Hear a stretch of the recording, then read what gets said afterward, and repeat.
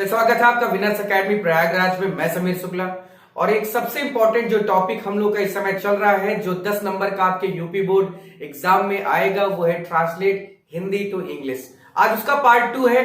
कल मैंने पार्ट 1 बताया था। I hope and I wish कि आपको समझ में आया होगा, क्लियर हुआ होगा। आज भी हमारे सामने आप देख रहे होंगे पीछे मेरे 5-7 लाइन का ये है। ये आप बोर्ड में देख रहे हैं तो ये 4-5 लाइन 7 लाइन दिख रहा है, 6 लाइन, लेकिन ये आपकी कॉपी में अगर लिखा जाए तो ये पूरी एक कॉपी के बराबर होगा। तो इसलिए परेशान न हो। इसी तरह के सारे वीडियोस होंगे। करीब 10 से 15 मैंने आपको बताया है कि 10 से 15 की क्वांटिटी होगी मेरे ट्रांसलेशन हिंदी टू इंग्लिश की। तो डेली एक आपको दिया जा रहा है, डेली आप उसका फायदा उठाएं। और मेरे करने से पहले आप चाहें तो इसका स्क्रीनशॉट ले लिया करें और उसके बाद इसे अपनी कॉपी में सॉल्व करें। कॉपी में सॉल्व करने के बाद फिर वीडियो को पूरा देखें, जिससे आपको क्लियर हो जाए कि जो मैं लिख रहा हूं, जो मैं कर रहा हूं, क्या वो सही है या नहीं है, क्या उसमें वो रूल्स यूज किए जा रहे हैं जो मैंने आपको ऑलरेडी बताए हैं। तो प्रीवियस वीडियो आप देख सकते हैं, या ट्रांसलेशन कैसे करें उसका भी एक वीडियो है, उसका भी डिस्क्रिप्शन में लिंक है, आप जरूर देखें जिससे आपको क्लियर हो जाए। आज का सेशन भी बहुत इंपॉर्टेंट होने वाला है। अपने दोस्तों को जरूर शेयर कर देना भाई, जिससे कि उनके पास भी पहुंच जाए। और 10 नंबर की बात है तो 10 नंबर हम जाने कहां दे सकते हैं। We are winners and if you want to winner तो हमें कुछ ना कुछ अलग करना है। तो पहली लाइन है कि सूर्य न केवल हमारे खगोलीय तंत्र का एक तारा है। अब देखिए पहला सेंटेंस हमारा थोड़ा सा बड़ा दिख रहा है। अब इस पे लोग कंफ्यूज होते हैं कि शुरुआत कैसे करें सर, कहां से हम लिखना शुरू करें। तो आपको आपने देखा होगा, न केवल बल्कि, नॉट ओनली बट आल्सो, ये यूज कर दीजिए, तुरंत काम शुरू हो जाएगा। लेकिन इसको बढ़ने और कराने के कई तरीके होते हैं। तो सबसे पहली लाइन है कि सूर्य न केवल हमारे खगोलीय तंत्र का एक तारा है। तो अगर इसको हम लिखना चाहें तो इसको ऐसे लिख सकते हैं। कैसे लिखना है इसको देखते हैं कि सन इज नॉट ओनली, ठीक है, नॉट ओनली का यूज मैंने किया है यहां पर। देखिए न केवल और यहां पर बल्कि भी है। तो लिखना कैसे है कि sun is not only the, अब यहां पर खगोलीय तंत्र की जो हिंदी होती है वो क्या होती है, तो हमें ये सब चीजें थोड़ा सा देखना है, समझना है, ठीक है। तो खगोलीय तंत्र को सोलर सिस्टम कहते हैं। तो sun is not only the part of solar system but also, but also का मतलब क्या है, बल्कि, बट आल्सो, ठीक है, but also the star of, but also the star of, but also the star of जीवन का, या हमारे जीवन का भी एक तारा है। यानी देखिए sun is not only the part of solar system, ठीक है, यहां पर part of our solar system लिख देते तो अच्छा था, our solar system, but also the star of, but also the star of our, हमारे, ठीक है, जीवन का तारा है। तो लाइव्स और फिर टू कर दो, टू का मतलब भी होता है, ठीक है, टू का मतलब भी है। अब यहां पर देखो कि जो सूर्य है वो केवल, न केवल वो हमारे सोलर सिस्टम का एक पार्ट है, न केवल वो हमारे सोलर सिस्टम का क्या है, एक पार्ट है, बल्कि but also the star of our lives too. Our lives too का मतलब क्या है कि ये हमारे जीवन का भी एक क्या है, तारा है। ये हमारे जीवन का भी क्या है भैया, एक तारा है। तो इस तरह से हमें पहला जब लिखे ना, जैसे हमने ये पहली लाइन लिखी ना, तो उसके बाद से ही क्लियर हो जाता है कि हाँ एग्जामिनर देखेगा तो उसको अच्छा लगेगा और वो फिर आगे हो सकता है ना पढ़े। वो इतना 1 लाइन 2 लाइन में एग्जामिनर पकड़ लेता है कि इसने अपने से लिखा है या नकल करके लिखा है या क्या लिखा है। तो बस 1-2 लाइन पे पूरा फोकस रखो। नेक्स्ट है कि सूर्य के बिना, तो हम लिख सकते हैं, शुरुआत कर सकते हैं ना कि विदाउट सन, सूर्य के बिना कोई भी जीवन संभव नहीं है, कोई भी जीवन संभव नहीं है सूर्य के बिना। इसको आप कई तरह से कर सकते हैं, ठीक है। तो अगर हम लोग लिखे इसको कि there can be no life, no life, या नो लाइफ भी कर देंगे, कोई दिक्कत नहीं है। तो there can be no life without sun, यानी सूर्य के बिना, there can be no life without sun, यानी सूर्य के बिना कोई भी जीवन संभव नहीं है। या हम इसको ऐसे भी कर सकते थे कि without sun there can be no life, चाहे आप सूर्य के बिना को पहले रखें या चाहे बाद में रखें, वो आपके ऊपर है। तो आप इसको ऐसे भी लिख सकते हैं कि without sun there can be no life, या आप इसको लिखे जो है वही है कि there can be no life without sun. अगला हमारा है कि जब सूर्य उदय होता है, जब सूर्य उदय होता है तो ठीक है, तो हम जाग जाते हैं। जब सूर्य उदय होता है तो हम जाग जाते हैं। तो इसको आप ऐसे लिखिए कि वी राइज, हम जाग जाते हैं। कब जाग जाते हैं भैया?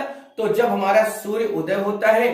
तो वेन का मतलब जब, when the sun rises, the sun rises, यानी जब सूर्य उदय होता है तो क्या होता है, हम लोग जाग जाते हैं। और जैसे ही यहां से और का मतलब क्या है, यहां पर हम लोग लिख दें, एंड लिख दें। और जैसे ही सूर्य अस्त होता है वैसे ही हम क्या करते हैं, विश्राम की तैयारी करने लगते हैं। तो जैसे सूर्य उदय होता है तो हम जाग जाते हैं, जैसे ही सूर्य अस्त होता है तो हम क्या तैयारी करते हैं, अपने सोने की या विश्राम करने की। तो when we rise, when the sun rises, अब उसके आगे है and soon after, soon after, और जैसे ही, सून आफ्टर, जैसे ही सूर्य अस्त होता है, जैसे ही सूर्य क्या होता है, अस्त होता है। तो soon after the sun sets, वैसे ही हम क्या करना शुरू करते हैं यहां से, वैसे ही हम रात्रि विश्राम की तैयारी करने लग जाते हैं। वैसे ही तो we began the sunset, we begin हो जाता है, हम तैयारी करना शुरू करते हैं, यानी आरंभ कर देते हैं। We begin to plan, we begin to plan, किसकी तैयारी करने के लिए, तो या किस चीज की तैयारी करने में, किस चीज की प्लानिंग में जुट जाते हैं। तो we plan to lie down, to lie यानी विश्राम करने के लिए, लाई डाउन, ठीक है। तो soon after the sunset we begin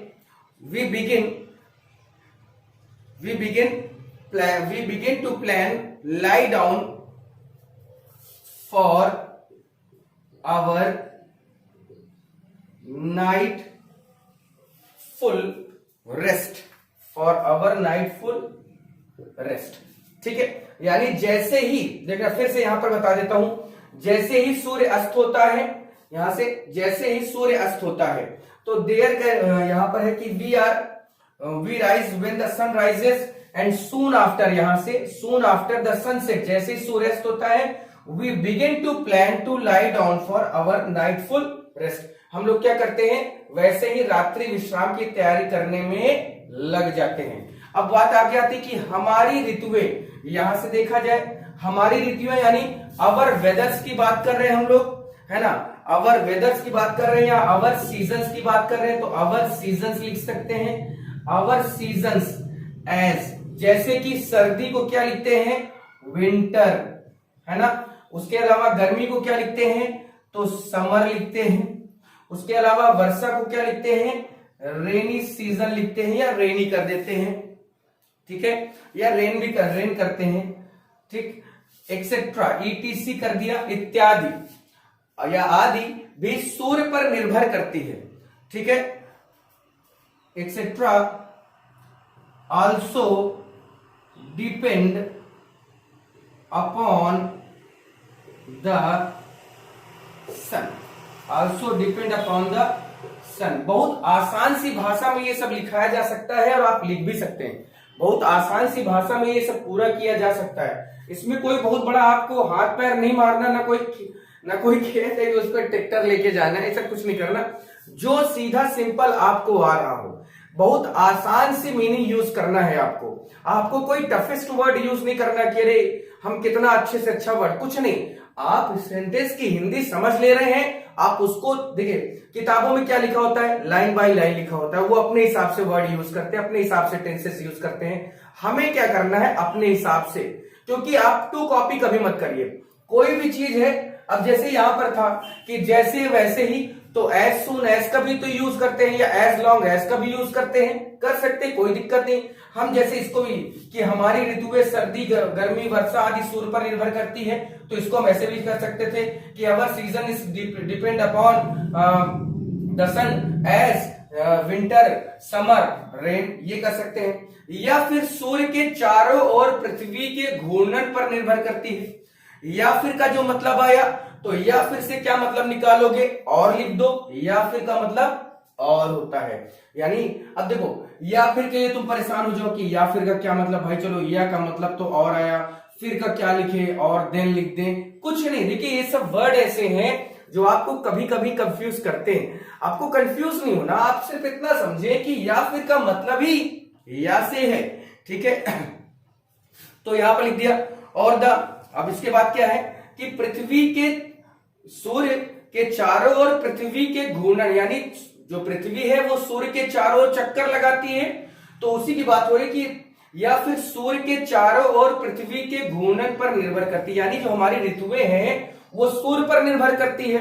अगर दूसरी बातों में कहें कि सूर्य पर निर्भर नहीं भी करती है, तो इसको ऐसे कह दे कि जब पृथ्वी सूर्य के चारों ओर घूमती, इस वजह से ऐसा। आपने देखा होगा कि जब हमारी 24 घंटे में पृथ्वी हमारी एक क्या करती है, चक्कर लगाती है। तो आप देखते हैं कि हमारे यहाँ पे दिन होता है, अमेरिका में रात होती है। कारण क्योंकि उस समय हमारे यहाँ पर जो उनके यहाँ पर जो रात है, क्यों है, क्योंकि जो हमारी पृथ्वी का जो चक्कर है, हो सकता है कि उस समय वो सूर्य को ढक दे रहा हो, इसलिए वहां रात, और यहाँ पर खुला होता है दिन। और जब वहां दिन होता है वही घूम के उधर जाती है, तो वहां दिन हो जाता है, और यहाँ पर पृथ्वी सूर्य ढक जाता है, इस वजह से रात हो जाती है। तो और के बाद लिखना है और द मूवमेंट ऑफ अर्थ।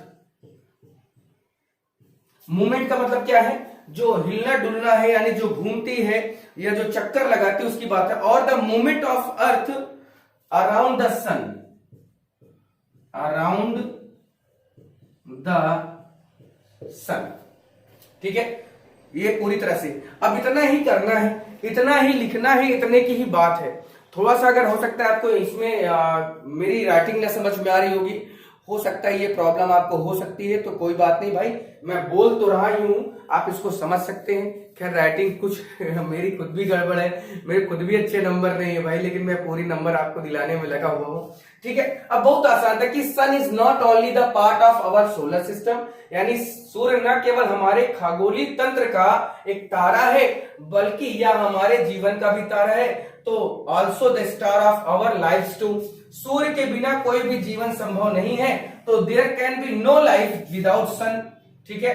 उसके अलावा है कि जब सूर्य उदय होता है हम जाग जाते हैं, तो वी राइज। अब देखिए यहां पर भी था वी राइज, आप इसको ऐसे भी कर सकते हैं कि when the sun rises we rise, when the sun rises we rise, या हम इसको ऐसे कर दें कि when we rise when the sun rises. और जैसे ही सूर्य अस्त होता है, एंड सूनर आफ्टर, जैसे ही द सन सेट, सूर्य अस्त होता है, we begin to plan to lie down for our nightful rest. तो हम क्या करते हैं, रात्रि विश्राम यानी रात में सोने की व्यवस्था, या विश्राम यानी रेस्ट करने की व्यवस्था करना शुरू कर देते हैं। हमारी ऋतु में अवर सीजन जो है ये सूर्य पर निर्भर करती है, या फिर सूर्य के चारों ओर पृथ्वी के घूर्णन यानी राउंडिंग करने के उस पर निर्भर करती है। तो I hope and I wish कि ये आपको क्लियर हो गया होगा। अपने दोस्तों को जरूर शेयर कर देना, ये बहुत इंपॉर्टेंट है, पार्ट 2 है। कल हम लोग पार्ट 3 के साथ फिर मिल जाएंगे। फिर इसके लिए आज के लिए इतना ही भाई, थैंक यू।